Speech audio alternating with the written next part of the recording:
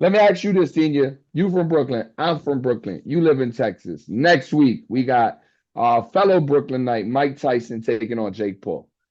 You know, you from the older school, you know, not too much older, but maybe just a little bit older school, right? You know, Mike, you watched them fight, you come from that era. What do you think, first and foremost, about this fight? Are you in agreement with it? Do you understand? Like we just talked about, there's definitely a bag being made there, so you got to respect that. But is it a fight that you cool with watching, or is it something you rather, you know, you wish, maybe wasn't happening? They put in the contract where you can't knock them out. So while y'all watching this show, entertainment, fake reality. That's what y'all watching. So I know from the contracts we got. So, so there's gonna be a lot of bull crap. Mike is old. Mike is old. And I don't want to watch one of our seniors get hit. I don't want to watch Mike get hit. I don't want to see him get hurt or hit. He's old. He's somebody's grandfather dead man. Come on now. But it is what it is. And then he can't knock Jake Paul out, but Jake could throw anything he wanted him. I don't agree with that. But that's their shit. But I won't be watching it. And then the card is whack as hell. That card is garbage. And sorry to say that it's not too exciting, not as garbage. It's not as exciting that I thought it should be for that caliber of fight. Yeah, look, I'm very interested in what you just said. So, you know, obviously you guys were lined up initially to be part of that fight back in July. It was supposed to Right. be y'all, H2O, obviously H2O, had his setbacks. Floyd at the time, had his things going on, and then different fights got made.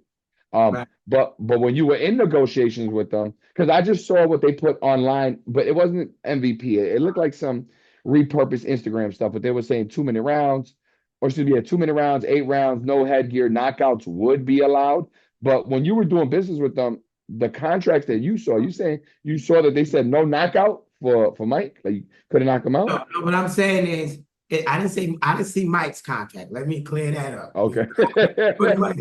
No, I'm saying from our contracts, the way that they draft contracts, it's a lot of bull crap, and it ain't like they going in just for a straight fight. Mm. It's Anything you can share? Go ahead. Go ahead. No, I was saying it's just so much other background stuff that they try to do. Like for instance, for us, Kid was gonna have to fight at 135, but he had to give them an 8 pound advantage. Like for Ashton to come in, but if Ashton would just pay him a little bit of money, but Ashton could come in 8 pounds heavier. This was the bullshit with the contract.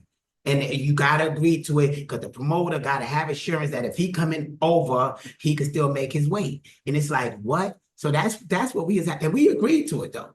We're still gonna take him on, even though he had an 8 pound allowance that his team would not allow us to take out of there. So we said if they're gonna have an 8 pound allowance, we get in random drug testing. Put that in there. So they didn't.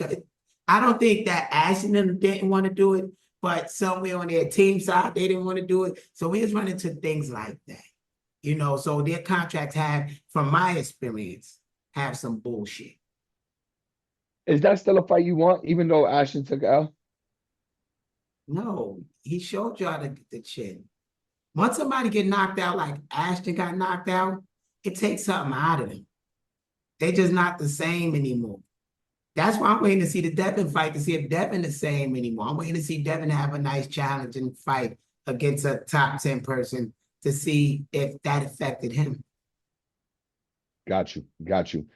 Let's go to the chat and see if there's some in there of substance that I could ask Senior. Again, if y'all got something good put in there, I'm just scanning through what y'all already had in there. Let's see what we got here. What Angry Casual Fan says, what do you think when fans use the excuse Kid Austin isn't ready for Tank and Shakur? I would say that's a lie because he get them ready for their fights. He's a professional. While they champions, he get them ready for their fights. So how he not ready for people that he prepared? Got you. Schofield Sr., this is from him Legend Boxing. Will you contact the WBA to get a shot at Tank's belt? Please do it. We hold the international title. Their bylaws allow us the title shot anyway. We is mandatory anyway. And so we calling for that fight if Zepeda don't want it. So we all just wait for Zepeda to make his move, whichever move he gonna make. And I think he's gonna go to the BO route.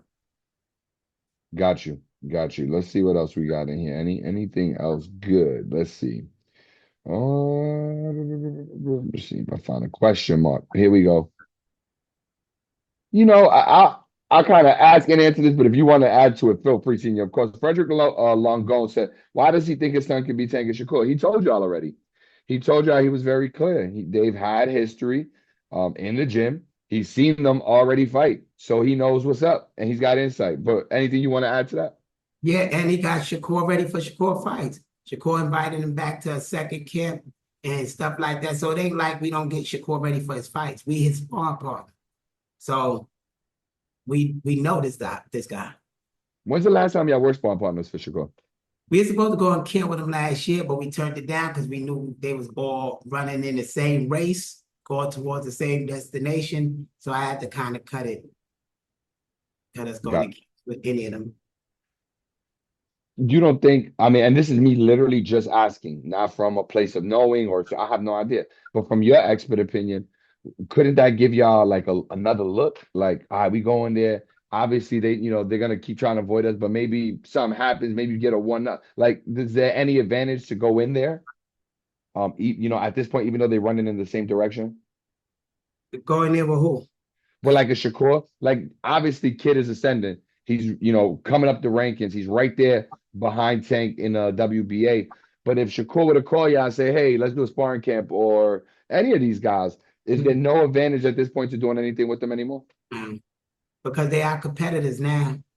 Now it's like war. I don't want them to know what he's working on. And things like that. Because now they could be friends as far after the fact, after all this is said and done. But right now they're holding something that will give us generational wealth, that will get our family out the hood. So, it's all about family. It's not personal. But, his Floyd brother was murdered last year, shot 5 times in the face in front of his mom.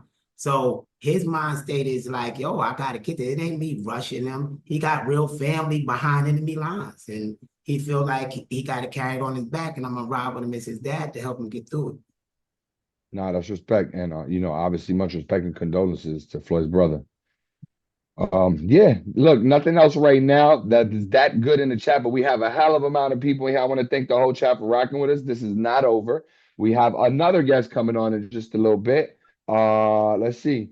Yep, we got Henry Garcia coming a little bit. But Floyd, before we let you go, before we get you out of here, what do you want us to know? What were you just about to say? Anything we should be aware of? That we should be fighting in February. Kid Austin loved that fight. You got to get him on and talk about that fight. He loved that fight. I guess that's a badge of honor to him getting down and getting back up. He's just so happy. I'm like, yo, you weird as shit. You are so weird. You are so weird. I give you something. He told me in the fight. I said, Floyd, when you was boxing him, you was beating him easy. What's up? He like, Daddy got boring in there, man. Just boxing him. He like, I could have did that easy.